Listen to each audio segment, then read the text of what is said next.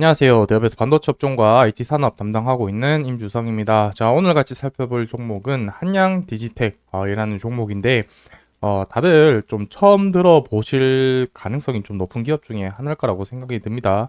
하지만, 실질적으로 실적 기반의 탄탄한 기업 중에 하나다. 이렇게 좀 설명드릴 수 있을 텐데, 음, 한양 디지텍 같은 경우는 이제 반도체 모듈화, 그러니까 반도체에 나왔던 부분들을 패키징을 하고 PCB 기판까지 이제 조립된 상태를 이제 판매를 하는 기업 중에 하나다. 이렇게 보시면 될 것 같고, 거기와 관련된 내용들을 오늘 투자에 필요한 포인트들을 정도 몇 개만 말씀을 드리려고 합니다.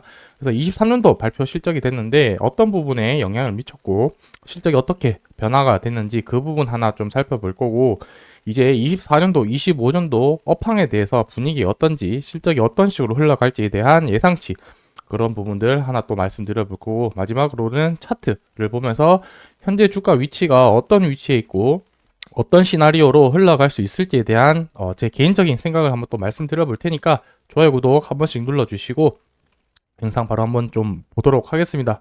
자, 먼저 23년도 실적 부분에 대해서 같이 한번 살펴보면서 말씀 나눠보도록 하겠습니다. 실적을 보시게 되면은 매출액은 그래도 좀 22년과 비슷하게 좀 흘러갔지만 영업이익이 좀 많이 감소하는 그런 흐름을 보였다. 이렇게 좀 볼 수 있겠습니다. 제가 앞서 말씀드렸듯이 한양 디지텍이 사업하는 부분이 앞서 말씀드린 그 모듈, 그러니까 반도체 관련돼서 패키징 된 거를 PCB 기판, 이 PCB라는 게 초록색 그 판을 얘기를 하는 거거든요.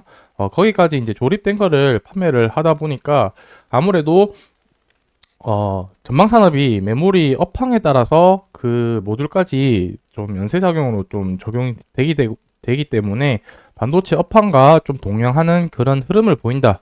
라고 좀 보시면 될 것 같고, 업황 자체가 많이 안 좋았죠. 반도체 금리에 좀 직접적인 영향을 받는 기업, 이제 업황 제조업 중에 하나니까, 금리가 올라가게 되면은 전방 산업에 대한 투자 수요, 그 다음에 투자 심리 부분과 이제 제품에 대한 수요가 줄게 되면서 매출 이런 부분도 줄게 될 거고, 원자재 가격 상승으로 인해서 이 영업이익이 많이 좀 손실을 보게 될 텐데, 실질적으로 이렇게 매출이 줄어든 부분도 회사에서 이제 공식적으로 발표한 자료에 의하면은 반도체 산업 불황으로 수익 구조가 악화되었다라고도 했었고, 플러스 또 어떤 부분이 있었냐면은 공장 증설, 이 부분이 있었죠.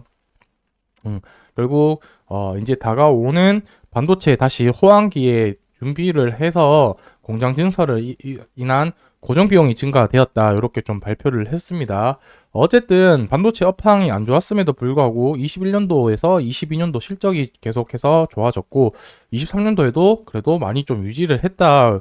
그래서 좀 긍정적으로 봤을 때는 그래도 반도체 업황이 어려움에도 불구하고 수익 개선이나 이런 부분들에서 꾸준하게 매출을 잘 냈다. 이 정도까지만 좀 말씀드릴 수 있을 것 같고, 반도체 업황 자체는 23년도 10월 이때부터 바닥을 찍고 좀 개선하는 그런 흐름을 좀 보여왔습니다.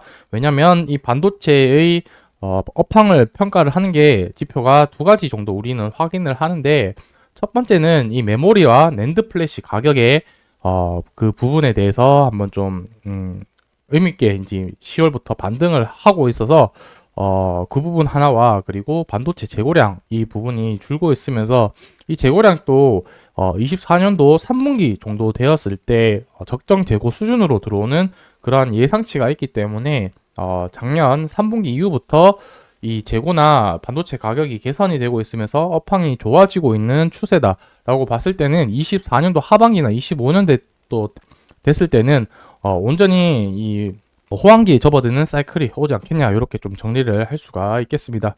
자, 마지막으로 차트를 보면서 주가를 한번 좀 보시면은 한양 디지텍 같은 경우는 주가가 좀 계속해서 박스권 흐름을 좀 보이는 그런 형태를 보이고 있고, 이전에는 14,000원에서 한 12,000원 정도 박스권을 형성을 하다가 현재는 한 16,000원 상당 부분 16,000원에서 14,000원 부근에서 박스권을 또 흐름을 보이고 있는 형태 중에 하나다. 이렇게 좀 정리를 할 수가 있겠습니다.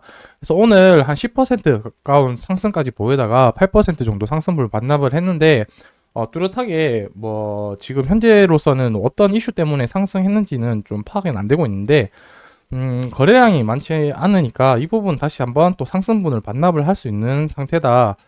그래서 박스권을 또 이제 돌파를 하고 나면은 한 18,000원 라인대까지 다시 새로운 박스권을 또 형성을 할 수가 있겠죠. 그러면서 계속해서 박스권 흐름을 보이고 있기 때문에 이 박스권 상단을 돌파를 할 때 강력한 또 재료가 나오면서 슈팅이 나온지 그런 식으로 또 한번 관찰 추적해 볼 필요가 있다라고 보시면 되겠습니다.